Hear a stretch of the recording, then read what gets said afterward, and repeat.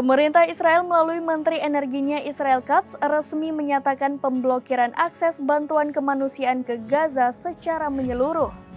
Menanggapi hal tersebut, Uni Eropa dan PBB menyuarakan keprihatinannya atas tindakan Israel di Gaza. Uni Eropa dan PBB sepakat mengecam keras tindakan Israel yang dianggap melanggar hukum HAM internasional serius terhadap warga sipil di Gaza.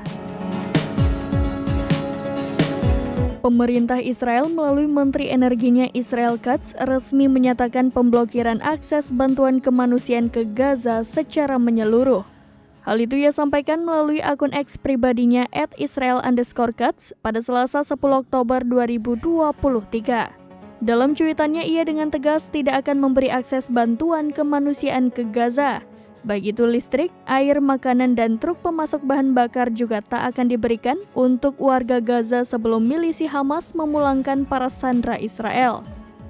Sementara itu, baik Uni Eropa maupun PBB telah menyuarakan keprihatinan atas tindakan Israel di Gaza. Bahkan pihak Uni Eropa lewat Komisaris Kebijakan Luar Negerinya Josep Borrell pada Selasa 10 Oktober 2023 menyatakan aksi Israel yang merampas makanan, air, dan listrik dari penduduk sipil di Gaza tidak sejalan dengan hukum internasional.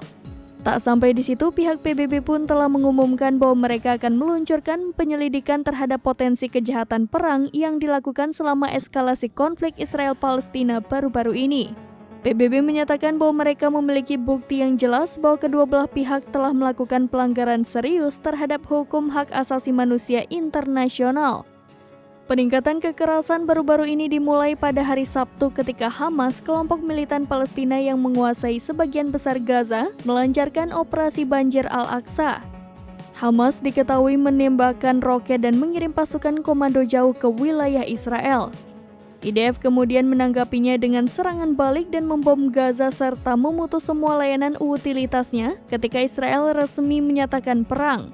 Hingga Kamis 12 Oktober 2023 pagi, Israel mencatat setidaknya 1.300 orang tewas dan sekitar 3.300 orang terluka di antara warganya.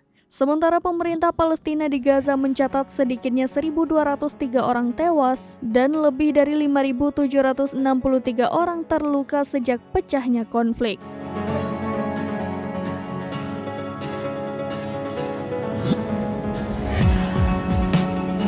Demikian informasi terkini Syederalun. Saksikan terus berita lainnya di kanal YouTube Serambi News, website dan Facebook serambinews.com.